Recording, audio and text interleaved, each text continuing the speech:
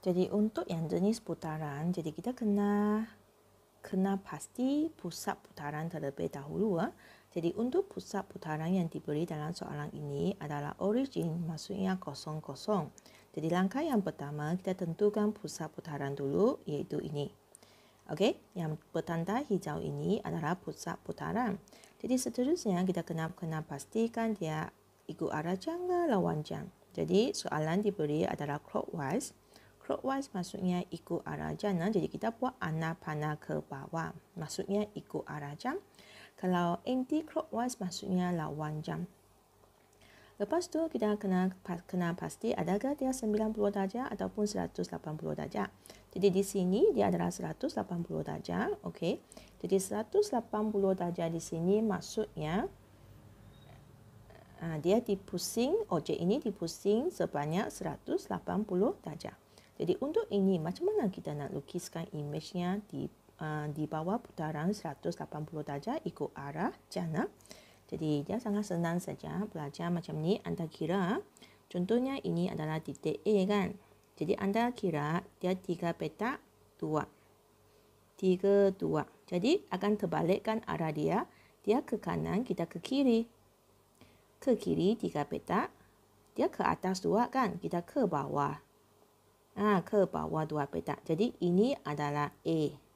Ini adalah image untuk titik A anda. Lepas tu untuk titik B pula. Jadi untuk titik B ini, okey, kita buat perkara yang sama. Dia adalah 4, 2. Jadi kita akan ke kiri 4, ke bawah 2. Jadi ini akan dapat titik B. Jadi seterusnya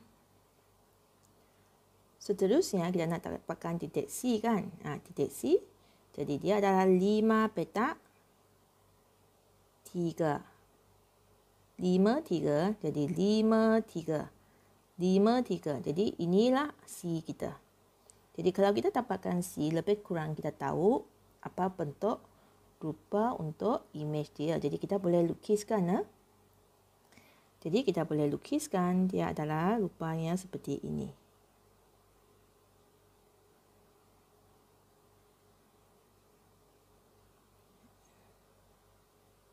Jadi ini adalah imej, ini adalah objek. Jadi untuk soalan ini pula, seperti biasa kita tentukan origin dulu, iaitu 00 sini. Lepas tu clockwise, maksudnya ikut arah jam. Lepas tu 90 darjah, maksudnya ini adalah putaran 90 darjah ikut arah jam pada pusat 00. Jadi untuk ini macam mana kita nak lukis? Okey, katakan ini titik A. Jadi kalau A ini dia pindah, dia akan pergi sini. 2 petak, 2 petak. 2 petak ke kanan, dia akan jadi 2 petak ke bawah. Okey, jadi dia macam ni, kanan akan jadi bawah, kiri akan jadi atas ke bawah. Okey, jadi aku tunjukkan di sini ya. Contohnya ini B ya. Okey, untuk putaran 90 darjah. Jadi pelajar akan tentukan dari pusat putaran ini dia adalah 2, 3. Okey, jadi untuk putaran yang melibatkan 90 darjah, dia akan jadi macam ni. 2, 3, dia akan jadi 3, 2. Okey, macam mana 3, 2? 2 itu ke kanan, 3 ke atas kan. Jadi dia akan jadi 3 ke kanan, 2 ke bawah.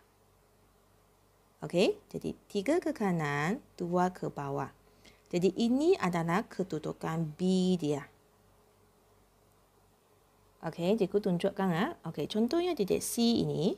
Okey, C dia adalah 1, 3. Kan? 1 ke kanan, 3 ke atas.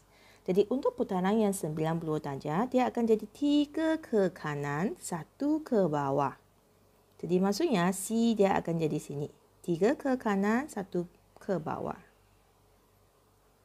Okey, seterusnya kalau jika kita nak tunjukkan D ini, Okey, di 2 petak daripada pusat kan, dia adalah 2 petak ke atas. Jadi dia akan jadi 2 petak ke kanan. Iaitu ini adalah titik D dia. Okey, jadi pelajar lebih kurang sudah tahu inilah kedudukan imej dia.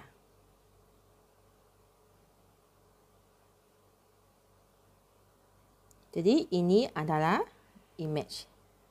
Ini adalah objek. Jadi untuk yang contoh yang seterusnya, cikgu tunjukkan satu contoh lagi. Okey, nampak di sini origin, pusatnya 00, clockwise ikut arah jam 90 darjah. Jadi kita pun nak pusing 90 darjah untuk objek ini ya. Jadi, okey, kita mula dengan titik yang pertama, ini A. Jadi, dia adalah 2 petak ke kanan. Jadi, dia akan jadi 2 petak ke atas. Iaitu ini.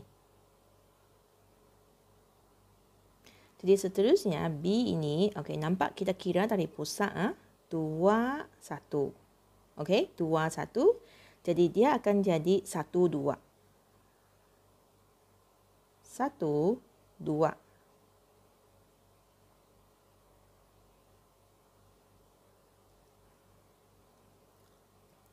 Okey, seterusnya nampaknya titik ini C, hijau ini 1, 2. Okey, 1, 2 dia akan jadi 2, 1. 2, 1 sini.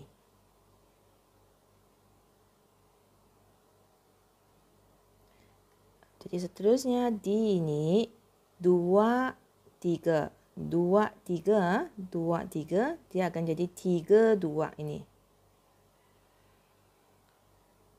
Lepas tu yang terakhir ini, okey, ini titik E 3. 3 dia tidak ada ke kiri ke kanan, dia straight 3. 3 ke bawah dia akan jadi 3 ke kiri ini. E dia. Jadi sekarang kita boleh sambungkan titik dia. C pergi D, D pergi E pergi pusat.